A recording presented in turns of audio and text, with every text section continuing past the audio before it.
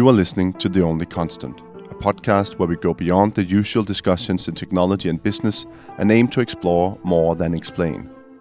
Join me for engaging discussions with a diverse range of global thought leaders as we seek to uncover new perspectives and insights in a free-flowing conversation.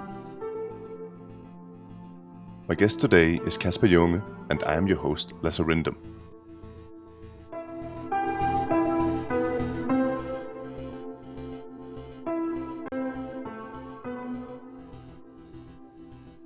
Hi Kasper, and welcome to The Only Constant. I'm super happy to have you here today, and I've been waiting for this for months since we spoke and decided to do this episode together today, so welcome.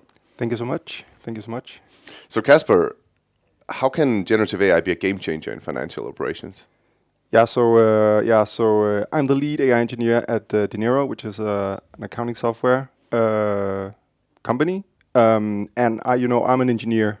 An AI engineer, right? So I'm not like necessarily a financial expert.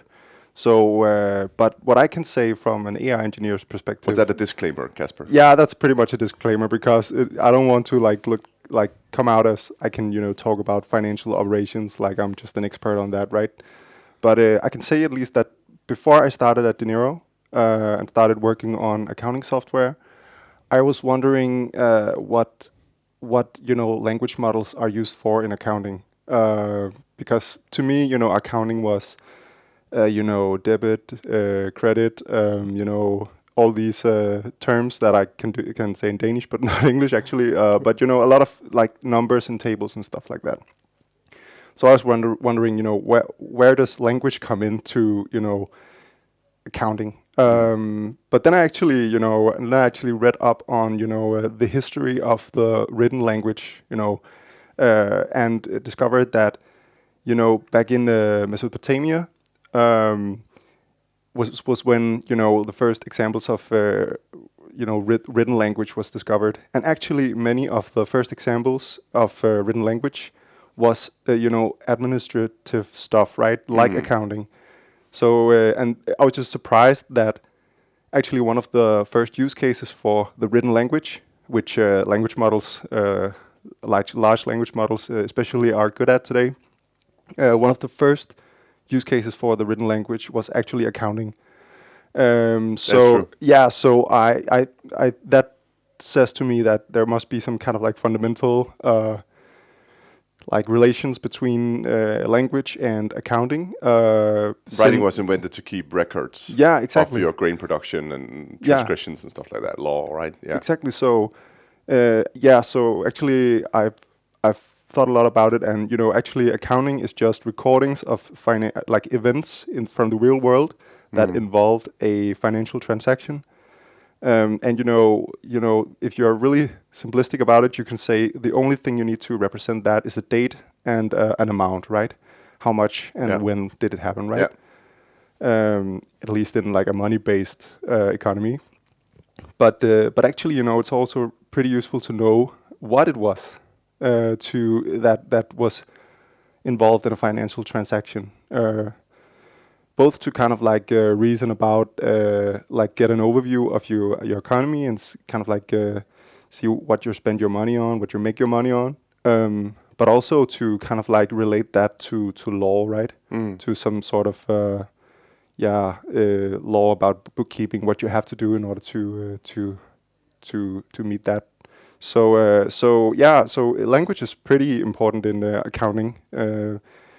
Mainly to understand what the financial transactions in your general ledger points to. And so in many ways, generative AI has a lot of potential to make us able to be better at telling the story about a transaction, right? In many cases, like in Dinero, we are working a lot with bank transactions. That we get access to, because that's really closely related to your accounting stuff, right? I don't know what's called. In Danish, it's called regnskab, but accounting that's the right. That would be the right is it the right word? Yeah, you probably know more about this than me, so please help me if I'm. So oftentimes the information we have to kind of like tell the story about a transaction in a user's bank account is the date, the amount, and then a little string of words and characters that tells a little story about something related to that transaction, right? And that's very that's very sparse information, right? So in many cases, when we want to kind of like say something about that transaction, to kind of like be able to categorize it in order to reason about how it should be bookkept, we want to know. Oftentimes, there's not all the information we need to kind of like tell that full story, right? So in that task, which is very important to us in the journey of automating accounting, that task is very important to us. And in that kind of like sense, generative AI can be important in order to kind of like do the research work to kind of like figure out what is this transaction about. I always do the example when I'm presenting about this that it can split stuff on an invoice, for instance, and into different categories out of the box, because it's a machine with an opinion, I always say. So it can add metadata, and it's basically the metadata you are talking about here as well, right? The story, isn't it? Maybe it's the raw data is the date and the amount, as you said, right? It's actually a good kind of like way to think about the problem, is to kind of like just look at bank transactions and think about, what would I do if I didn't know what this was about, right? Oftentimes the answer to that would be, go to Google and, just search for it. And oftentimes you get a lot smarter and like get a lot more knowledge about the transaction when you do that. Large language models can also do that and really reason pretty good about that. And sometimes, it's also, that's not even enough, right? Because sometimes you also need some information from, the person who actually did the transaction, right? If you're at a gas station, that could both be like fuel for your car, your company car, or it could be you bought a cup of coffee, right? So when you see a transaction where there's some name of a gas station, you kind of like need to know what happened. You need to kind of like have witnessed the situation in order to tell the full story, right? So another task in so kind of like how are you doing that? Are you using generative AI to become a witness, or what are you doing? You can in that case, you can use generative AI to kind of like formulate a question, like tell like, okay, what happened here? It seems like that could be. But you can also use it to make up a story. Yeah, you could also do that. Yeah, and kind of like reason about what could have happened. Like this dinner was definitely not with my wife, but for business relations, because you could do that. Use it for fraud as well, right? Yeah, you could do a lot of things like that.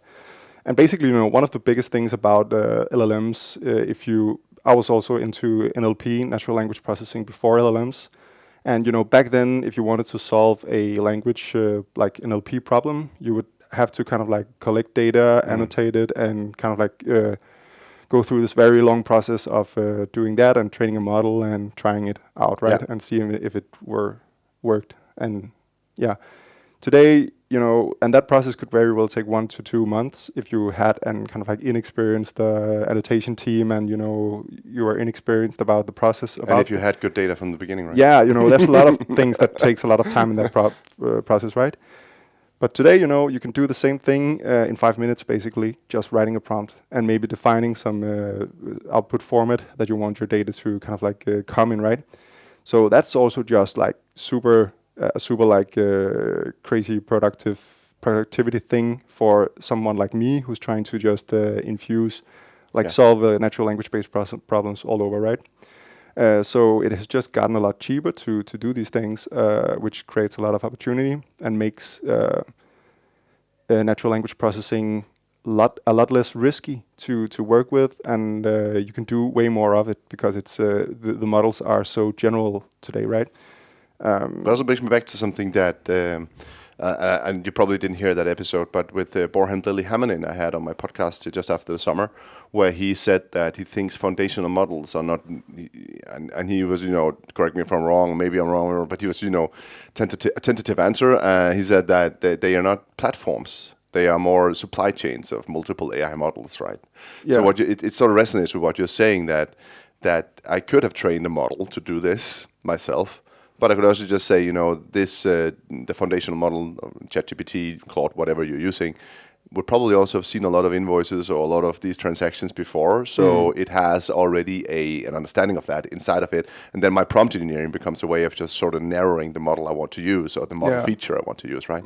Yeah, and that creates a lot of opportunity, right? Because then that also makes it possible for the models to kind of like not having to be like trained and collect data and annotate it every time you encounter a new problem. You can kind of like solve problems on the fly, and they can reason about how to solve them themselves, right? Yeah. I actually want to go back to some of the things you said very early, right, with going to the core and everything, because I'm a historian. I've said that multiple times on the podcast as well. And one of the things I I found was funny was everyone's calling me a humanist and someone, social, something like that, right? But then you think about it, and humanism is basically all of the subjects that could only exist if humans existed. And this means, finance and economics becomes, almost par excellence humanistic endeavors, right? Yeah. And the same with law. You have no law without humans, right? You only have the chaos of the jungle, right? To some extent. So is and this is just me thinking here. Is large language models sort of exposing this, that everything in the end is actually made by humans, and is in the end language is civilization, organization, all the things we thought were this is a factual science. Is it the death of factual science and the birth of opinion? I don't know. I'm thinking. I'm curious. Just thinking here. I'm curious about your definition about human. What was your kind of like? It's like it's something that humans made that wouldn't have been there without. Just take every science and say if the facts of this science would they be valid if humans cease to exist? Physics, yes. Biology, yes. You see all these things that would still work, right? Yeah, okay, that's interesting. To some extent, right? Is this a civilized construct, right? Is this a social construct? Because I was immediately thinking about like programming and software. It's the same thing to some extent, right? You could probably kill humans and have some kind of computer still doing things until it died. but so to some extent that's the middle ground. Your computer's a middle. Of course you'll think that. Of course you're thinking about that. Yeah, I'm thinking a lot about that. So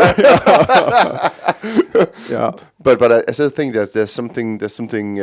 It seems like the way we're applying it to everything right now. The beginning was, we can use this to write poems. We can use this to write songs, or I can generate a memo or something that seemed very humanistic, right?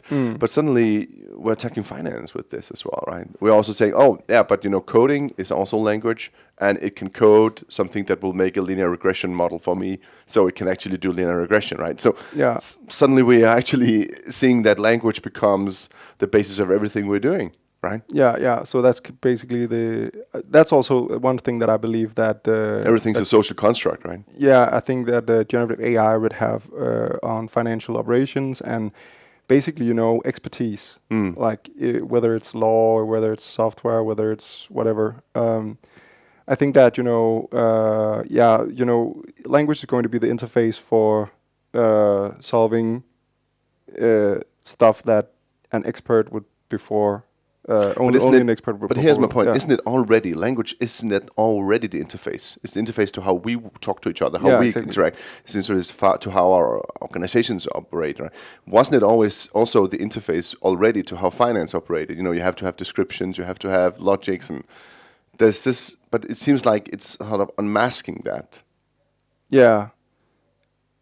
The social construct of everything, that everything is opinionated. Yeah, it does, and a lot of things is unclear also, right? In finance, Yeah, it's there's a lot of cases where it's not totally clear what the right answer is, right? Suddenly a machine can make a validation, say, is this transaction okay? It can validate. You don't have to. You can look at it and actually make an opinion, say, yeah, I think so. Yeah. Then that's also okay. What was I doing? I was Yeah. doing, I was Yeah. it becomes something different, right? Is everything a language model? I just think, I don't know, it's just something I thought about, right? Yeah, it's a great question. So this leads actually to another question, where will, now it's maybe even harder to answer. Yeah. But where will generative AI not work in financial operations? The dream is that it is going to work everywhere, Yeah. and it is going to basically be like having an employee, like a financial assistant, like right, or a CFO, maybe, like an actual employee, right? That's the dream. But there is some way to go there. It's funny because one of my colleagues at Dinero said that it's funny with the kind of like a difference between one of the problems that we solve and another company solves. GitHub Copilot. It's a kind of like a coding assistant piece of software that can autocomplete code for you, right? And it's surprisingly good. It daily reads my mind, and I just have to push tab, and then it writes what I would have written, right? Yeah. Very amazing. And GitHub Copilot, it is helping assisting experts in becoming more productive. In Dinero, we are making accounting software for non-financial, like people that has no knowledge about accounting. So they, our users is like people who want to do it themselves, right? And not pay an accountant to do it. So they rely a lot on Dinero at doing the right thing, right? So when we are releasing a feature, the user of that feature is not able to tell if it's right or wrong always. Yeah. So I was about to ask that question, right? Yeah, but how do you finish the thought when people have no thoughts? Yeah, but that's not what I meant. So in GitHub Copilot, I can kind of like myself validate the output and have an opinion about it and reason about it. But our users rely a lot on. But that's because GitHub, it's actually finishing your thought. Yeah, exactly. But in the other case, it's not really. It's finishing your sentence, right? They don't have a sentence. No, exactly. And that is a bit more difficult to work with because we want to kind of like make sure that we are not doing something or telling our users something that is not true or is misleading or anything like that. And that's just an interesting difference. And that is a problem. Yeah. And that is going to be a problem towards the journey of AI agents as like that you can actually not just automate things for you like in your accounting, but you can also like delegate things to, right, and expect to solve the same problems that a financial assistant would. And we need some way to kind of like we need some way to solve that. We have something the automation ladder, right? You go from having suggestions to having suggestions that should be validated, and to having like no eyes on it. It's just done, right? That journey, it's we need a solution for that, and that's a lot, has a lot to do with what we are. How much we believe in the systems, and both as developers but also as users. But maybe it's actually a problem then that these machines have opinions, right? Yeah. Because because that's exactly what we do not want when we go full autonomous, right? We rather have something where we know it always does this, or we have an explainability on the fallout or where it could be wrong, right? But with this, we just have something. It will say something. You take a stand. And if your customer do not know what they're doing, and the system is saying, oh, just write this story about this transaction. Yeah, or telling you something about is it then you, Dinero, who did that, or was it the customer? That's scary to put agency, like autonomous agency like that out in your product, right? And that is a problem. So in many ways, there are a lot of the. We still need to know what we want to do, and what makes sense to do. What's the value proposition? How does it work? Domain knowledge. We still need to have that. And that's still on us, isn't it? Yeah, it is, really. And, a lot of AI developers, as myself, is also experiencing these days that they are developing the software, but they need someone with the domain knowledge right next to them in order to develop these things, because they can't validate the output Exactly. themselves, right? Yeah, I know yeah. how to program, I know how to train Yeah. neural networks and stuff like that, but I don't know how to, like, I'm not a financial professional that can kind of like necessarily validate the outputs of this all the time, right? And that's an interesting, like, even the developers is struggling, right? So to me, like, But let's also just zoom out a little bit, because Angela Wick said on the podcast that a developer only spends 20% of their time, her time, developing. yeah, The rest of the time they spend on what? Alignment. yeah, And alignment is about, figuring out what do we want to do, why does it make sense, speaking about domain knowledge, speaking with someone who knows financial transactions, all that. And if we say 20% more efficient using generative AI, that sounds good if it's 20% of Kasper's time. But if it's only 20% of 20% of Kasper's time, yeah, it's a different equation, right? yeah, exactly, yeah. So yeah, it's Still significant, but it's not, turning the world on its head. 4% is nice, but yeah, yeah, yeah. So a lot of the problems I see, and that has to be solved, is in many ways, evaluation of these systems, and how do we validate that they're doing what we want them to do, and in the right way.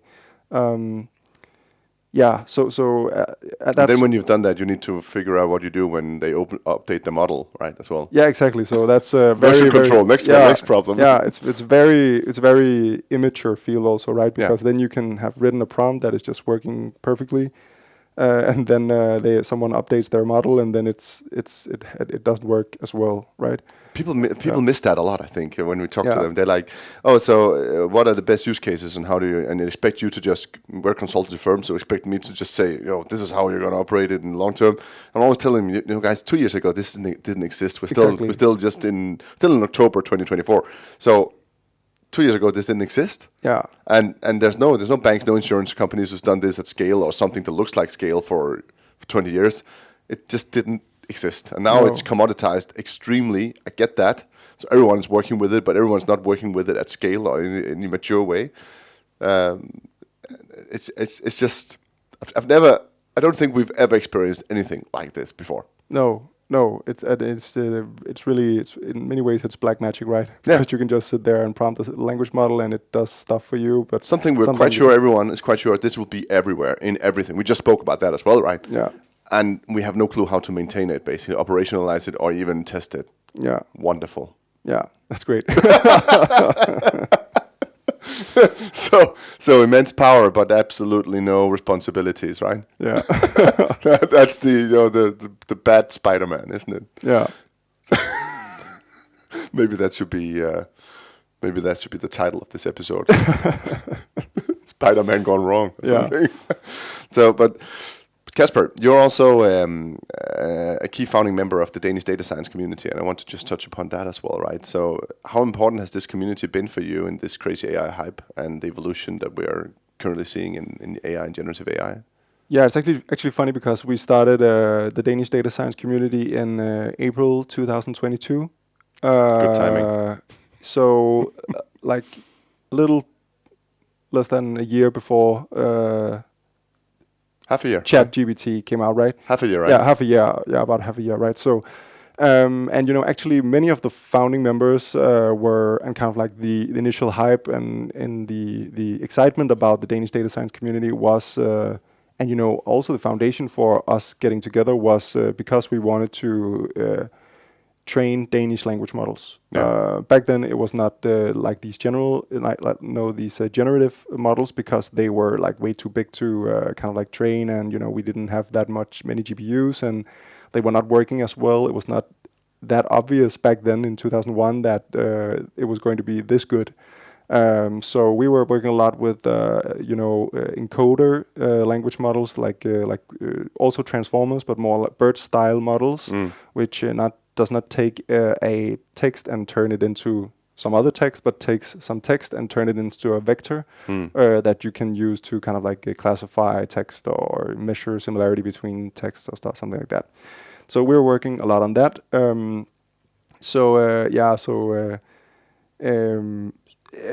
so it's just very funny to see transformer models and pre-training of transformer models and language modeling in general become so big, because it's just crazy how much more relevant the Danish data science community has become during the last 2 years. So it has definitely been important for me personally to kind of like meet like-minded people who are also really geeky about fine-tuning and pre-training transformer models. And But it's also been like 2022 when it came out.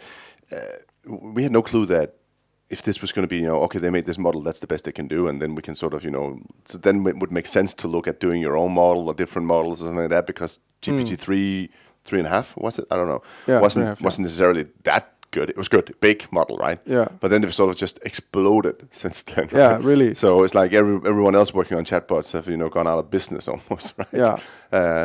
And that's also some of the issues maybe around building a Danish model right now is that okay, but what if we build a Danish model right now? And I know some people are working on that, so you don't have to comment if you don't want to, but building it right now and then maybe a month after GPT-5 comes out and you're like, and it does it all of that and better and more, has a better understanding. So, a good Danish model might be a good Danish model, but if no one's using it, doesn't make sense, right? No, exactly. But it's a little different with the models that we trained before ChatGPT came out, because that's more like that's the specialized. That's the model that you would use to train specialized models to classify, sentiment or stuff like that, right?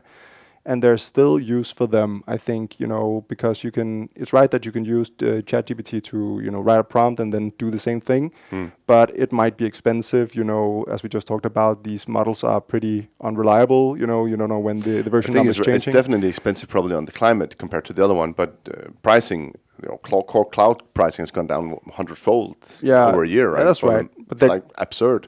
But there can be benefits of kind of like creating the data set with the large language model, and then training a way smaller model to fit that same problem, right? That can make up a more efficient system, and it can make it more proprietary and more robust to change. If somebody just decides to cut off the API to OpenAI, whatever, right? Yeah. So there can be benefits for that. So, but to me, and in terms of what the Danish data science community have had of definitely this whole LLM paradigm shift has made have meant a lot to the Danish data science community, because we have suddenly become way more relevant, way more relevant, right? And I think that's but and what we kind of like provide is a place to go if you want to kind of like share a data set you created in Danish, or a model you trained, or if you want to share some ideas from a paper you read, or talk about the Danish language technology, you can go there, right? And we're also having the Danish Foundation Models project, which is communicating a lot via our community, right? So I think that's kind of like what we have contributed to in this whole thing, right? Yeah, making a place where you can talk about these things and all the complex stuff around it, right? But it's also this weird thing that a lot of people are. I'm not a data scientist, right? No. I'm still working AI now, and I think actually there's a big field for that, because there's some operationalizing, also the prompting and all that. How you can orchestrate that. I come from automation, RPA and that kind of automation, so it's a different mindset to it, right? But these two fields also, of course, I'm not saying you're generally a very easygoing, nice person, so I'm not intimidated. But I could have been intimidated by inviting a founder of the Danish data science community to talk about AI with me, because I'm not a data scientist, right? And I don't know. And you actually start off the same way. I don't know about business. So, intimidated the other way around. Yeah. So is there a mismatch there? Do you see a gulf as well? So gulf, someone data science community going down one route on these LLMs and into their rabbit hole, and business going into an opposite rabbit hole, or are we bridging those things? Technical fine tuning. I'm just talking prompting, right? I'm not solely, but you get my point. No, not really. Like try to. No, but my Yeah. point is that you guys are going down and looking at the models and how they're built and Yeah. training themselves. Working with the open source models and fine tuning all that stuff, right? Whereas other AI and they're all called AI experts to some extent, Yeah. right? And are going down the route of figuring out how can we make better prompts or just put it to use Yeah, somewhere. exactly, Right? yeah. Like Peter Gustav said on my podcast, I don't need 2 million rows of data. No, I that's just need 20 instructions, good instructions. yeah.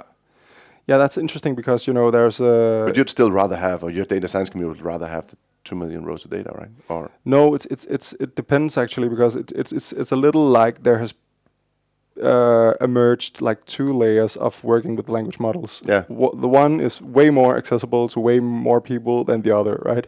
And that is the prompting part, right? Actually, basically, this is actually the way it is. Most people, like everyone, can do the work that I did 2 years ago at Ekstrabladet, where I worked. This newspaper, With doing classification language models. Everybody can do that. I had to learn deep learning, Python, PyTorch, how to run neural networks on a GPU, how to log into a server, like remote server, to kind of like boost up my computer, right? All these things I had to learn, right? To train a model that were able to determine the sentiment of a news article title, right? Everybody can do that nowadays because it's just a prompt, right? And the value has become so accessible with this, right? And also the ideas, people, when a lot more people are exposed to the technology and what you can do with it and have it, in their hands, a lot more, ideas are also emerging, right? So you're coming from RPA, right? I know nothing about RPA, but I imagine that you get a very interesting way of thinking about processes in companies when you are thinking about that all the time. And but prompting is not easy either. I find that something like Googling. Some people are just really, really good at it. Yeah. Some people, for some weird reason, just suck at it. Yeah. And it keeps them being like, so prompting is easy, it's just natural language. But my point is always natural language is not natural language. Natural language is more like, especially for prompting, it's more like chaotic code. So if you can't do chaotic code, you can't prompt. It's still something, it's definitely not the same as all things you had to do before. But it's way more accessible than what I had to do before. Definitely way more accessible for a whole, swathe of business analysts and business experts and everything, if you just... So that's one thing, the whole prompting thing, which is super funky and is like 2 years ago, that really surprised me that became a thing. Prompt engineering. Prompt engineering. But that's very surprising to me that you can actually just do that. And that I had to get used to that thought. I used ChatGPT, of course, and had fun with it, but it took me some time to actually realize that you can actually also do this, automatically in the backend, running over the rows in your database and kind of like reason about your data in the backend, right? And I must say, I thought that very, very quickly. Also from the RPA thing, okay, this can be used to do something like that, or actually the computer use we're seeing, right? I think you could do something like that. But I was nervous about the fact that I always say, you need to know what you're automating before you automate it. But now it seemed like I didn't need to know that, and that freaked me out. But I think I still say you still need to know what you're doing. But there must be a, and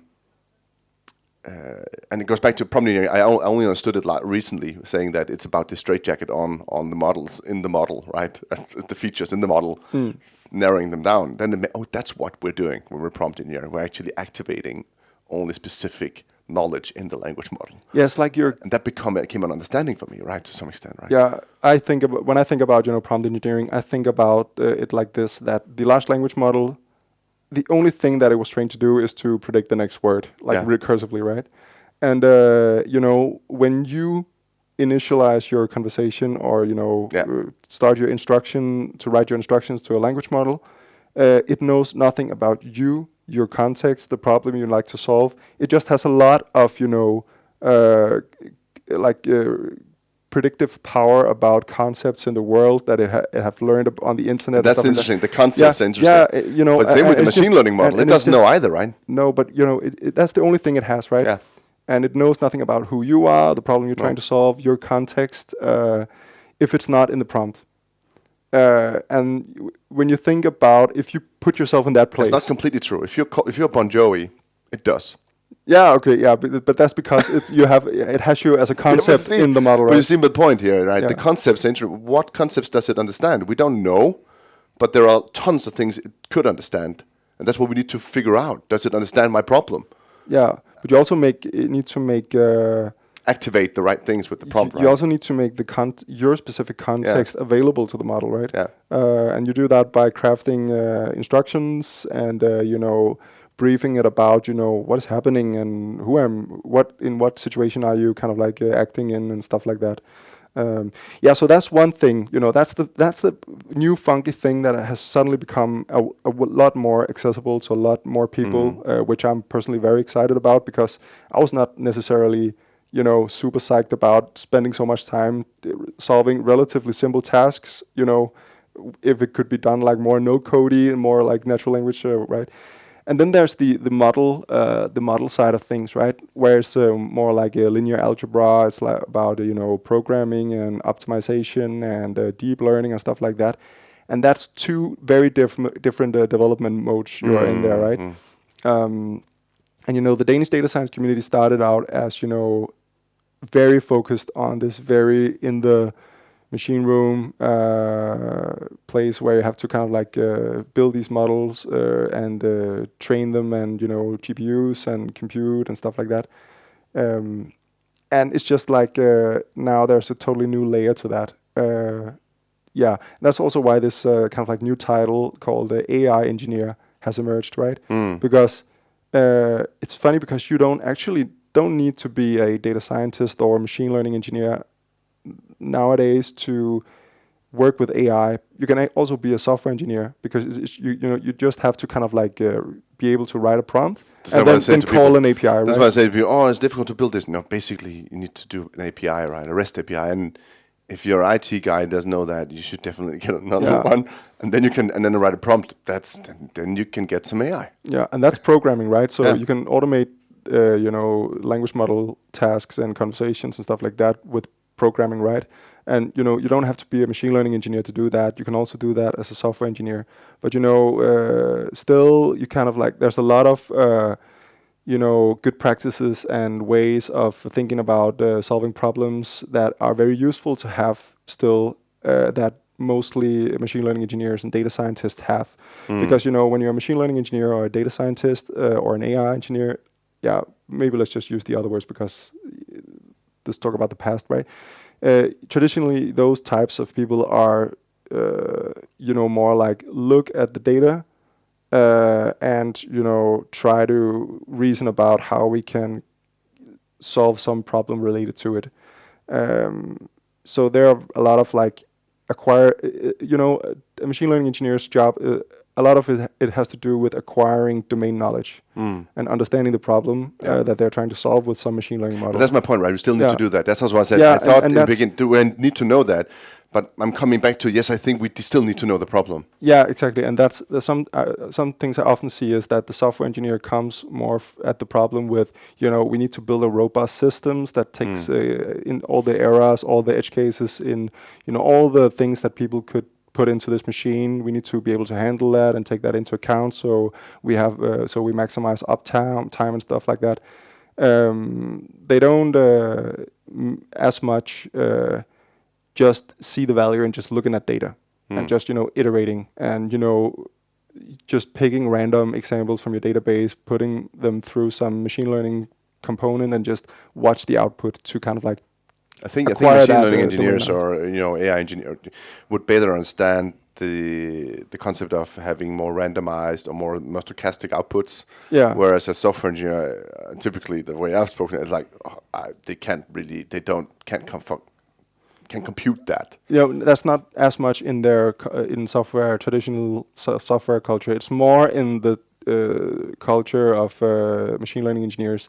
But the new thing that is kind of funky is that back in the days as a machine learning engineer, we were used to having quite quantitative outputs, right? You could output a class, or you could output something that you can actually you could measure how many times out of 1,000 did it hit the right category or something like that, right? So you were, in many cases, you were able to quantitatively measure the performance of a system, right? The new thing that we have to handle with these new LLMs is that it cannot always be quantified what a good output looks like, right? And that's a big problem in the field. How to evaluate language models and their I outputs. just love that how way you're saying, that's a big problem. We said that a couple times. That's a big problem, but we're still gonna work with it. Yeah, that's a big problem. It's not just big problem. It can typically be a huge problem. Yeah. But now we're like, but with the power that they have is so immense that we have to find a way around it, right? Yeah, exactly. So they're clearly doing that's also what we're talking about at Dinero. They clearly know accounting. Yeah. And they're clearly very clever about this, but they're just not that reliable, always. And we need that. But do you use Yeah. you use multi-agent setups for that, right? So they keep each other in check. No, we don't do that yet. I think that's we're not the only way to solve that problem, actually, to be honest. Yeah, that's then you need to think about what does multi-agent systems do? It's just right? the law of big numbers, having someone surveil it, right? Making a multi-headed monster, and then say one produces one thing, and the other one says, "Is this what you were supposed to produce?" Yeah, so it's like a LLM as a judge pattern, right? You have to because you have this bell curve where it'll always answer sort of on the top, but sometimes it will take a wrong route. And then the other one said, no, hey, get back on point, right? So just pushing it in. But that's not totally like, in my kind of like to the extent that I know, that's not totally robust, and that can fail too, right? But yeah, so there's a lot of problems with the LLM. I think if you do with like 1 million agents, it will not fail. No. Yeah, but it's there's like quantum mechanics, right? You just have enough particles, then you can predict what happens, right? Yeah, exactly. Yeah, but it's hard, and a lot of people are kind of like in the field are discussing like what to do, and. But the reason I'm bringing this up is just I get so annoyed when people are like, oh, it's giving me a bad answer. Did you ask one model? Yes, I did, just once. Quickly, Yeah. And systems out there built on just asking once, one model, one time, no control, because speed is more important than quality. I'm like, so what did you expect, right? Just you have to at least build some kind of logic where it iterates a little bit on itself. You don't have to do the one thing that ChatGPT is doing, because you don't know which route it's going to take. You can make agents that are very specifically always asking about this to whatever the first agent is producing, and then you get a better result. You do, actually. Yeah, but it also depends Perfect? on like No, but better. But it also depends on what problems you want to solve, right? If you just want to create a basic classifier, you don't need necessarily multi-steps and a lot of reasoning and stuff like that. It can maybe help, but it doesn't have to be that complicated. It's more like when you want to introduce these agentic patterns that we are starting to see, and that's also if you want to have really if you want to have a recommendation, for instance, in your system of booking the stories you talked about, then you probably need to have someone saying, does it make sense what it's producing? Just you need to have some signal, right? Yeah. And that's for example, it's actually the recommendation engine problem is actually a good example of the fluffiness of that was there before LLMs in machine learning, because what is a good recommendation? That's also very like not super clear what that is, right?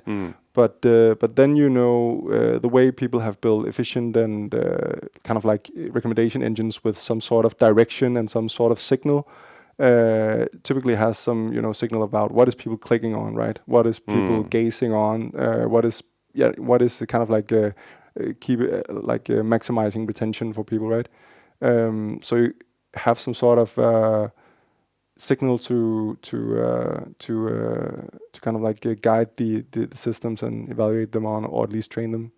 And that's basically also what you do with LLMs. But it's just hard when you use them from an API, right? You don't have this signal always. then No, you that have must be annoying for someone like you. but then you could be it's super annoying. But then you can be kind of like then you can be kind of like clever about it and introduce that signal, make it a part of the product experience. For example, cursor. I haven't tried it, but maybe I should. A lot of people are telling me that I should try to use Cursor, which is You must an get so AI. much that you have to try. People write to Yeah, you yeah, all the exactly. time. Oh, Yeah. have you tried this? Oh, crap! I don't Yeah. have time, and now I'm spending time doing a podcast with Lasse. I don't. But they have this concept of they are coming with some suggestion to some addition or editing of code, and then you can accept it or not, and that. If you accept it or not is a pretty important signal for their systems in order to kind of like know if they're doing good or bad, right? Yeah. So that's one way of handling, open-ended outputs. Is it whether like people are accepting or not? That's one way. But that you can't do without a product. You need to have some product with some real people using it and some real kind of like interest in that's also solving some problems. That's why I thought Google would win this, initially, because they had 25 years of I feel lucky on their Google search, right? Yeah. And I'm like, how on earth did you not win this war? Already you have so much of these people being like, no, that was not what I want to go back again, But I don't know. That was just my initial thought. Yeah. If I gave all of that search history for the whole world to you, you would be fine-tuning a model better, right? Yeah. Maybe. It's a great question. But they're also scared, right? There's a reason why they were very kind of like scared about releasing their generative AI stuff, right? Because they were... Yaravadan said that he was at Google doing Google Assistant, right? He said that we thought people wanted accuracy. Yeah, exactly. But now suddenly everyone's like, no, it's okay, it's just making up something. And like, okay, so one kid starts behaving badly in kindergarten, everyone behaves badly. That's what he said. So that's what happened. And Google were not prepared for that. We didn't think. And maybe even Google will never... whenever Google makes something and it's doing something wrong, people are harassing it so hard, right? So they have to stop their feature and everything. But OpenAI is like, oh, whatever. OpenAI has this disclaimer, it can make mistakes, and this is a research preview, blah, blah, blah. Everyone's like, oh, that's a nice startup. But maybe we have to look at either Google another way or look at OpenAI another way. Maybe there's some justice that we need to do, right, somewhere. They invented this, right? And we're just mocking them. Yeah. But I think what you said about this is super annoying. You said these things as well, right? There must be a lot of data science people out there that are not necessarily confused, but annoyed that 90% of the things they did 2 years ago is suddenly no one's asking for it anymore. Yeah, but the funny thing is that not everyone is realizing it, in my opinion. Like, no, that's right. And because they don't think about the models that way. They think about the models as chatbots, right? Yeah, fun stuff. Yeah. The thing is that the thing about them is that they are generating text. That is. But everyone's doing that. Everyone's all the use case I hear in the world like chatbots. I'm like, guys, this can do automatic stuff for you. Yeah. This is not a chatbot. This is restructuring, interpreting, translating data. Yeah.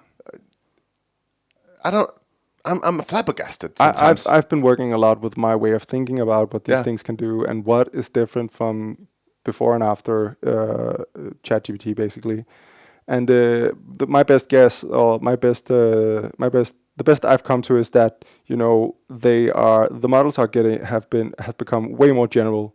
Like in their knowledge, they just know stuff they were not necessarily trained specifically to do. No, that's just magic, basically, I think.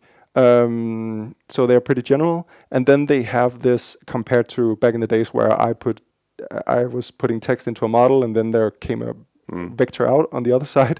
They have today, when I put text in, there comes some other text out in the other end, right? So there have also happened something to the interface. You are kind of like the models have, right, which has become way more dynamic. So you can actually, if you train a model back in the day when I trained a model to classify, sentiment, it was like positive, negative, in the middle. That was the only kind of like way it has had to. It had, that was the only kind of like way it could express itself was in terms of these three classes, right? But nowadays, they're way more dynamic in what they can express. Sometimes you have to tell it, only give me output in JSON. Just only in JSON, please. Yeah. Only write it 5 times, right? Because it will start doing something else, right? Yeah, and a lot of the work in creating GPT 3.5 and all the models after that has actually been to make it reliable at following instructions and actually doing stuff right. Because before that, when you had GPT-3 that came out in 2020,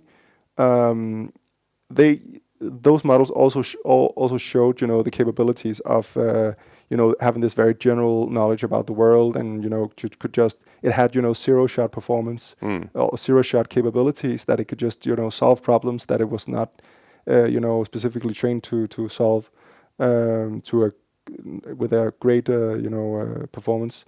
And but it was very hard to control the output of the models.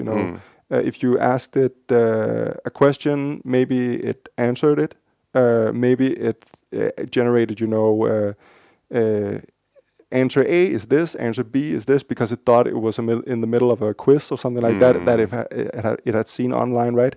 Maybe it started to write the chapter of a book or something, because it.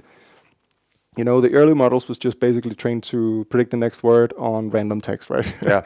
They were not in the kind of they were not aligned to understand that they were in this chatbot situation. This there's a user and you're an AI and you should be useful in terms of answering questions and following instructions.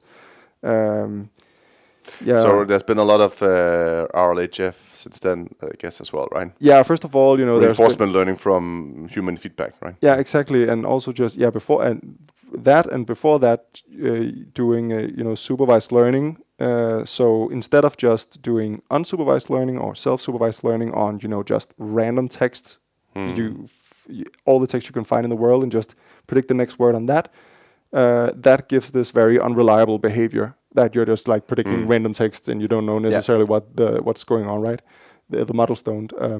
Then you kind of manually produce these data sets that follows this chat protocol with and kind of fine tune the model on that. Yeah, but that's what people are calling the Nigerian add to the whole AI, because there's a lot of, I don't know if that's true, but a lot of Nigerians sitting on very low wages just creating questions for AI models. That's a big part of the secret behind these models, is that somebody actually put in the work to kind of craft always these someone datasets. in a sweatshop when everything is too good to be true. So that was a big part of the models actually getting okay, I'm actually a chatbot. I'm an AI assistant. But that's also why OpenAI maybe have an advantage that will go on for a long time, because 200 million users in the first couple of months that used the free version just gave them all their data and said what was a good prompt and not a good prompt.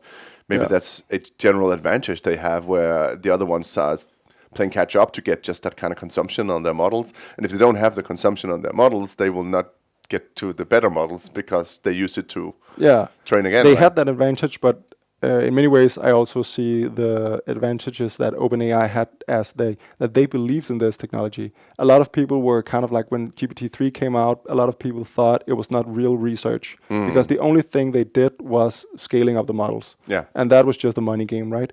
But they did some research where they showed the scaling laws, where they showed that they could actually predict that these models are getting predictably better with scale, right? Okay. Makes sense. And a lot of people were kind of that's not real research. Yeah, of course you can do that, but then it's just a funding game, right? Yes, but they believed in that, right? That could have gone wrong. Right. And people are still maybe it is going wrong, or maybe it's not the right way to do AI. But I think I spoke to some people who are very critical of this way of doing AI. But no matter if this is not the AGI solution, it's definitely a productive AI solution. Yeah. And let's just stick to that. What can we do with it right now? Tons of things, right? And I don't care if it's going to be, Terminator, self-learning AI model. Doesn't matter. Yeah.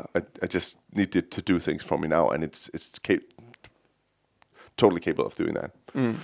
But But Kasper, also, all this hype, it's probably, has it helped spur your career on, derailed it? I think you already answered that, right? It's definitely pushed you on, right? Definitely, right? So you're everywhere right now. I see you presenting everywhere with tons of big people, and Kasper. So it's like this big guy, and Kasper. Yeah, I'm happy you say that. But so the funny thing is that I've actually been active on social media since 2016, where I started my YouTube channel called Junge's Breaks, where I Junge's what? Junge's Breaks. Breaks like on a bike. No, like breaks on drum breaks in hip hop beat making. Okay, yeah, nice. And that was a YouTube channel where I just listened to records, trying to find drum breaks that I could use to sample to make hip hop beats. I took a camera out on thrift stores around the country. Does a lot of that beats as well in Ableton. Yeah, actually, I had a YouTube channel about that, and then I started study engineering, and became professional AI engineer, right? And then I just continued making content just about AI. Yeah. And I did that, and I on LinkedIn talked about now this happened in the Danish language modeling space, and new language model can come out, and this is an important thing, we should talk about that, and what about data sets, and building community around that.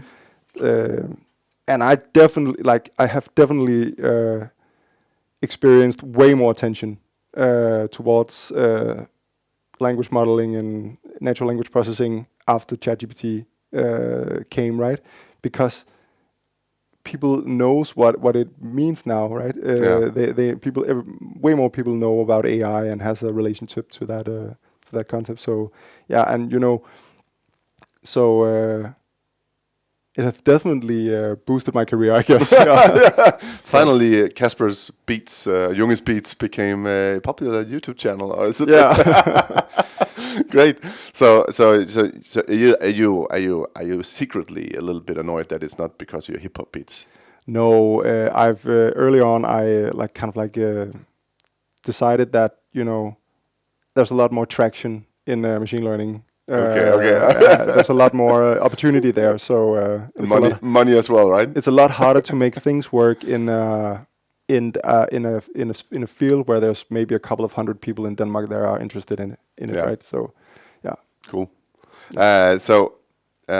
Kasper, did you see all that with computer use that came out last week? Yeah. So I think it was Claude Anthropic who came out with the first one, announced it, and then suddenly I think we had 2 or 3 Microsoft came out with something as well.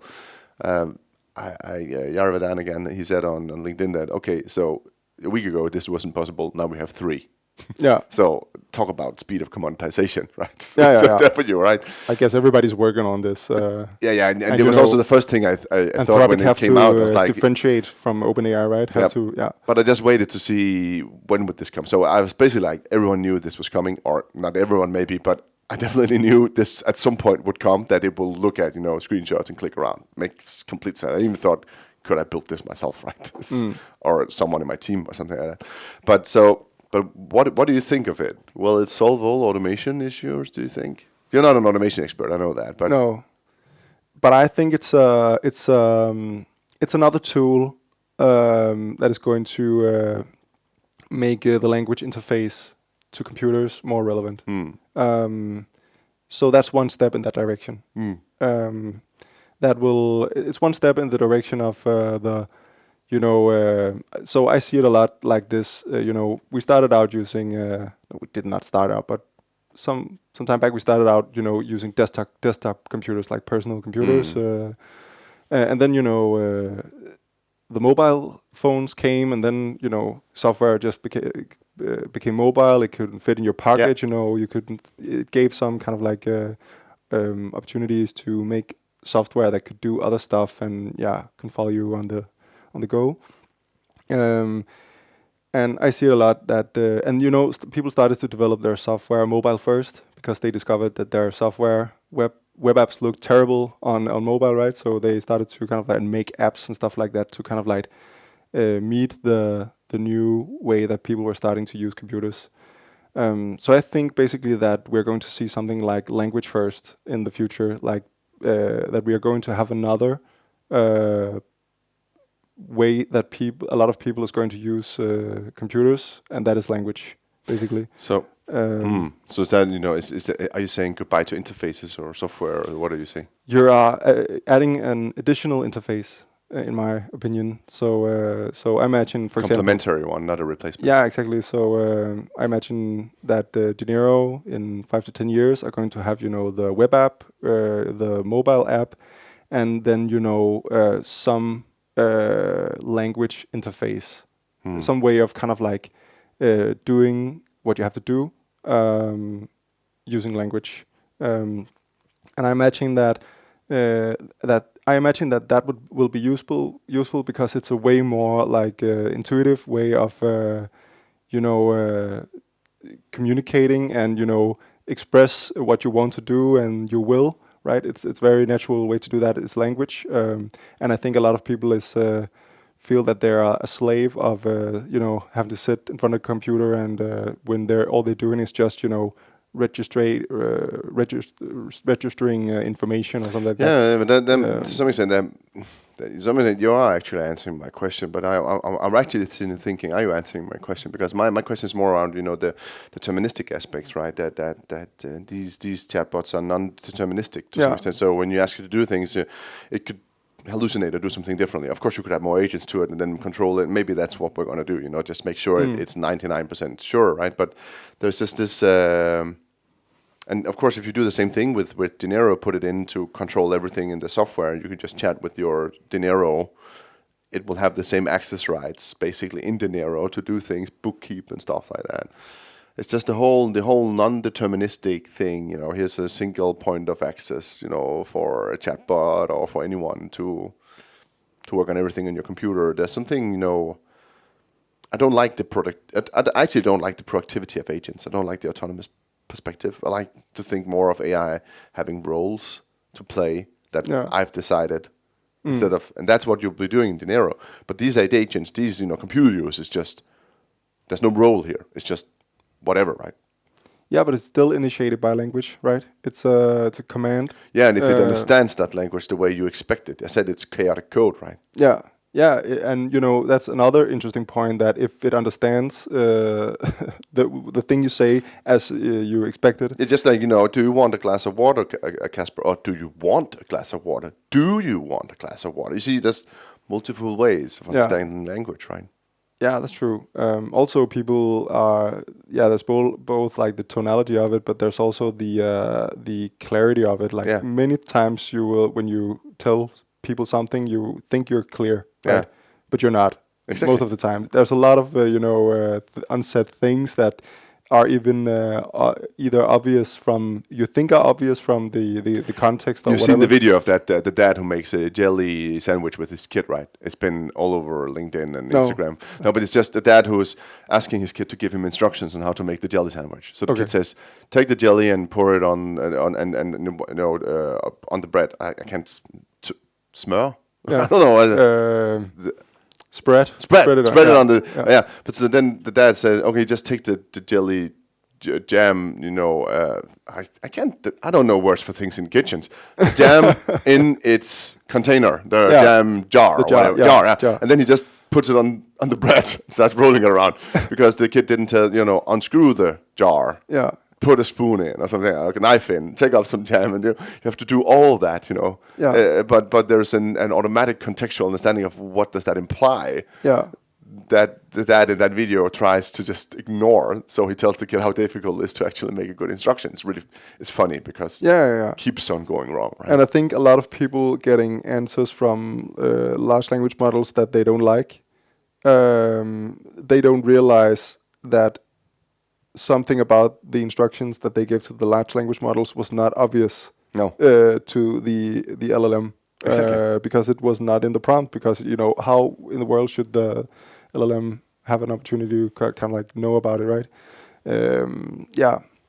But that's interesting. So personally, I also think that in the future, a lot more of the kind of like the responsibility of making sure that all the necessary information to solving some problem is present. It's not only the humans responsibility, but No. the models are going to take an increasing amount of responsibility to acquire the necessary information and not, hallucinate or kind of like interpret parts of a solution that they were not explicitly told anywhere, right? That's what people always, it's making up things when I'm just asking the raw model. Yeah, but try to ask here, Perplexity that has access to the internet. It gets much better, right? Yeah. Try to tell it you can use Python to code your answer. Okay, it gets much better again, right? It keeps on. I still had that. It's not many months ago. I asked it to give me the final 7 digits of pi, and it used Python, a code interpreter, and then that gave it just this long a string, or a number. Decimals, and there was an end to it. The answer cut back. Yeah. So ChatGPT said the last digits of pi is. Because I was like, okay. Yeah. So clearly missed something. Something is still wrong here, right? Yeah. Some conceptual understanding is still missing. I always tell people, the weird thing about these models is, they can't play tic-tac-toe, but they can make an app that can play tic-tac-toe. Yeah. And I think people need to realize that that's the weirdness of the brain. It is, but also the power of it, right? You can make an app that plays tic-tac-toe and wins every time. Right? Yeah. Anyway, but what actually surprised you, Kasper, the most about these things? What actually really... It surprised me a lot that LLMs are as good as they became as good as they are today. It really surprised me. I was very into PyTorch, coding neural networks and GPUs and stuff like that before. And people have a tendency to say the opposite, right? People have a tendency to say, "No, I saw this. I knew it was coming." I did not see it coming some of the people all. who mentioned in their books, I saw it. Yeah, you also saw it in 2020, right? But I saw it in 2020, and I was kind of like, okay, this is interesting, and this is very interesting. But I did not imagine what you could use it for, and it wasn't as useful as it is today back then. So that made sense. But I did not have the imagination to kind of like I did not imagine like how useful it would be. I must admit, and it took some time for me to kind of like make sense of it. To be honest, does it make sense today? I'm saying that because to me I can still get in that mode where it doesn't make sense to me that I'm asking this, that I'm giving it 15,000 words and it will guess the next one. It makes sense what it's doing. I just am like, how on earth? Yeah, it's just that was very surprising to me. That whole paradigm shift. That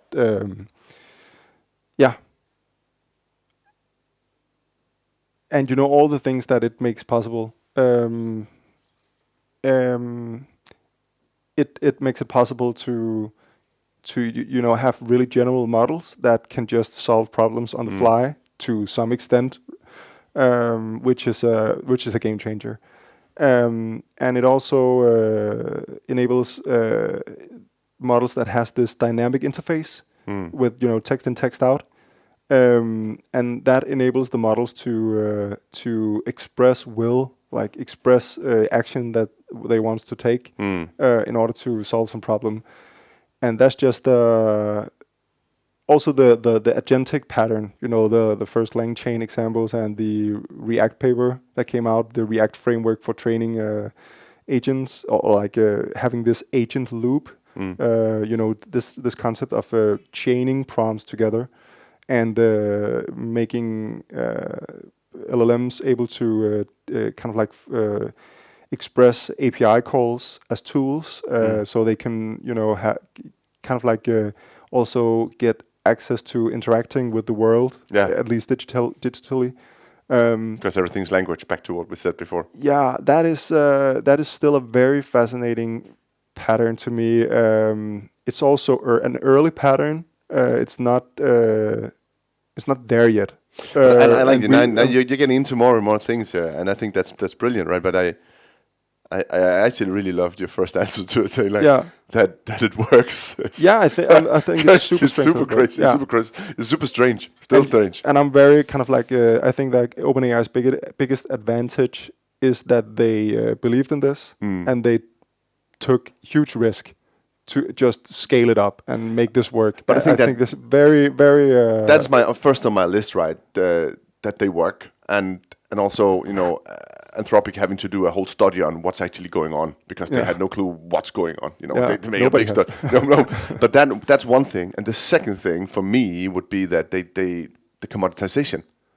How aggressively, quickly we have a new model, the state of the art. Everyone has it, right? No one has a better ChatGPT than everyone else. Yeah. No one has a better iPhone, and it's just there. We've never seen technology become this cheap, this available, and this widespread to everyone this fast. It's just, and it keeps on going like that.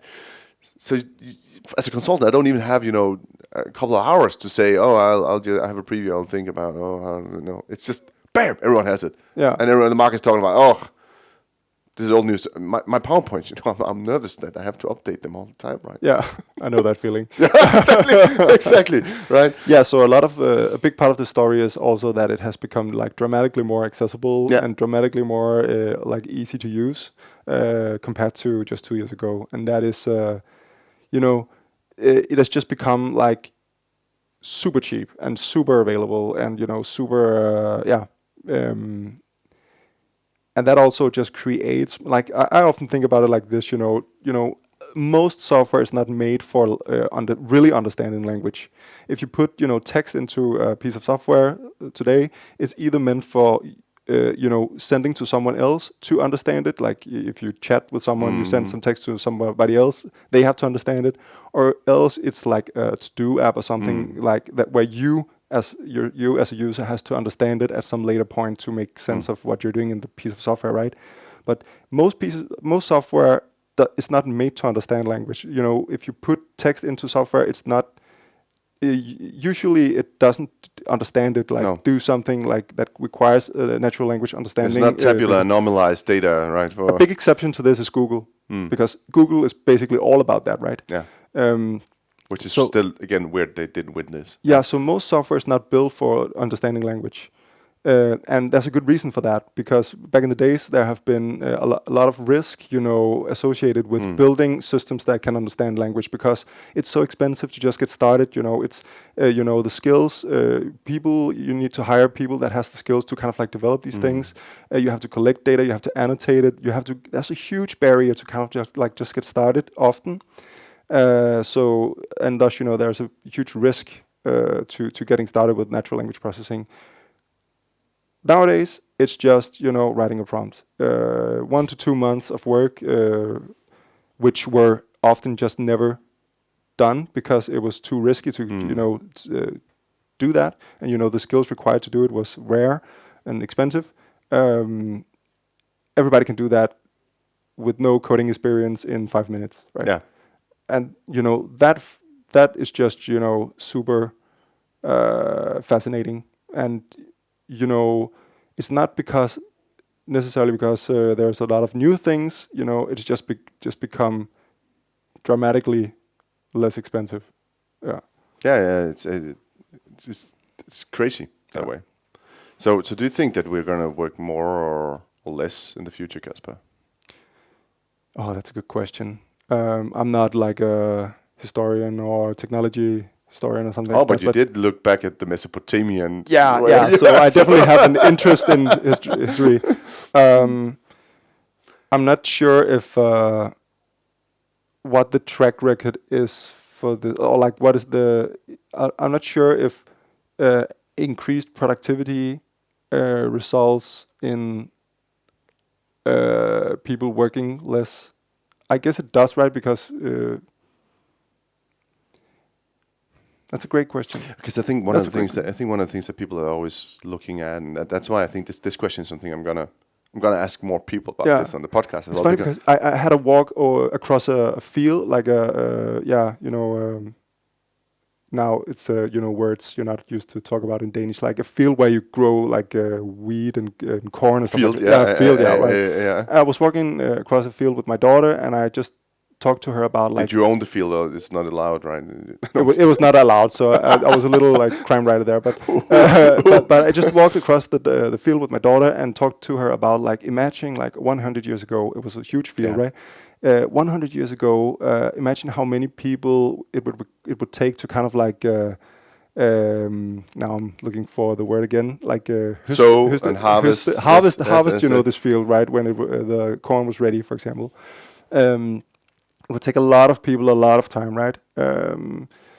But nowadays you just have no, it's again my task. What is it? You have machines. Harvester. It's called a harvester. Actually, it's called the harvester. Okay, yeah. You just have machines. Technology has just made that process. I've played Sim Farm and stuff like that, so I know these words. Yeah, that's great. Yeah.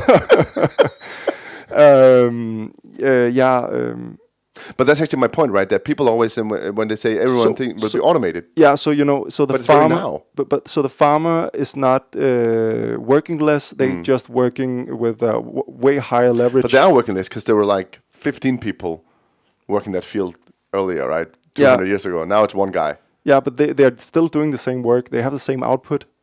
Technology is not just helping them to like work on other stuff. That's what Alan said. Anything we've invented is not novel. Nothing is novel. Everything is a incremental improvement. Yeah, exactly. Yeah. There's nothing. It's just like bam, completely new. So the harvester allows the farmer to allocate resources, the resources that he would have otherwise spent on manually harvest the field. Into other things, right? But let's take that extreme, right? Either he is like spending those resources on something else, like, or the product is getting cheaper. But we take Kasper Junge here, and we take the Stone Age man. So everything the Stone Age man would do in his normal life has been automated in Kasper's life. Yeah, you don't have to go, hunt anything. You don't have to grow anything. You don't have to make fire because you get it just in the radiator. You just get warm water. You don't have to do anything that he did. No, you don't have to produce your own clothes. Exactly, and that made these. But you're still working. Yeah, but that makes it available. It makes it possible for humans to do other stuff, right? To invent, to invent stuff like invent, farming, for example, and But people are always looking at right now. What are we doing right now? And that will be automated, so we'll have nothing to do, and people become useless and get on the dump or something like that. But the point is, we always invent more things to do, right? Yeah. And if there's no one to buy what the robots are producing, there will be no robots, probably, right? So there's this whole. One thing I'm nervous about with this is not necessarily if we will have something to do, but the estrangement factor, right? How strange will be that now you might make an agent, Dinero, that will help people do bookkeeping. Yeah. But then they needed to actually learn bookkeeping. Now they'll never learn, and they'll become even more strange from what's actually going on. They will not learn it anyway. Like if they hire a bookkeeper, they will not learn it anyways, right? But now the bookkeeper might not even learn it. Now it'll just be, and suddenly the auditor will be an AI that's auditing what the other AIs are producing, and that might be so that's a problem, right? Maybe it is. Maybe it isn't. That's a problem to. Is it really a problem if they have different roles? Yeah, that's a great question. I used to say it's a problem, but right now, I just thought maybe it's not a problem. Yeah, maybe it just seems so synthetic, right? Yeah. Strange. Yeah. But Kasper, this has been a really, really great conversation. I've really enjoyed every single minute of it. I think it's been really brilliant to have you on the podcast. Thank you very much for that. And I have one single final question for you that I know you're prepared for. Mm-hmm. I hope you have. I have. Yeah, I've thought a lot about it. Good. Yeah. So that's awesome. So I hope to get a really good answer from you now. So are you ready for it? Yeah, I am. Yeah. So Kasper, what is the only constant? So what I've come to is that the only constant to me is utility. Because nobody will care about what you as an individual or an organization do, say, or build if it has no utility to them. I spend a lot of time thinking about how can I create real utility, because that is like the only true way to mean something to other people. And the thing you build, for example, if you build software that I do a lot, the only real thing to make something that people care about and love is to make sure that it has some utility to them. And I see it in everywhere, actually, also in intelligence, for example, and language, and the way we reason about the world, for example. I was thinking about, I've heard that in Greenland, you have maybe snow, like 20 words for snow, for example. um, I only have like 2 or 3 or something like that. And that is for when, the utility snow has to me is that I don't want to be like, I want to be wet on my feet if I go out, or like feeling cold or something like that. So, and that's the primary utility that the concept snow has to me, in order to kind of like avoid problems, or like solve stuff. But in Greenland, I imagine that there are way more things to do with snow, and it's a bigger part of their life. They're maybe closer to nature and stuff like that. And then they need more kind of like words for. They need to expand the concept of snow, because it has impacts their life more, and it has utility to them to have a like more detailed way of talking about snow, right? So it's not only in business and life and leadership and relations, but it's also in like the way we compress the world into a world model. The way we compress concepts in the world has a lot to do with what utility those concepts has to us in our life, and how we like what is important. What's important to remember about something has to do with the utility it has to you, I guess. Yeah. So that's a pretty like fundamental concept, I think. So that utilitization, that's the most important thing, and to some extent, right? If you don't have that, it's just artificial. It's not artificial intelligence, right? No. That's a really great answer, Kasper. I really enjoy that. I think it's a good one. It's also a new one. Yeah. So thank you very much for that, Constant, and thank you for being on The Only Constant. Thank you for having me. You've listened to The Only Constant, a podcast sponsored by Basico.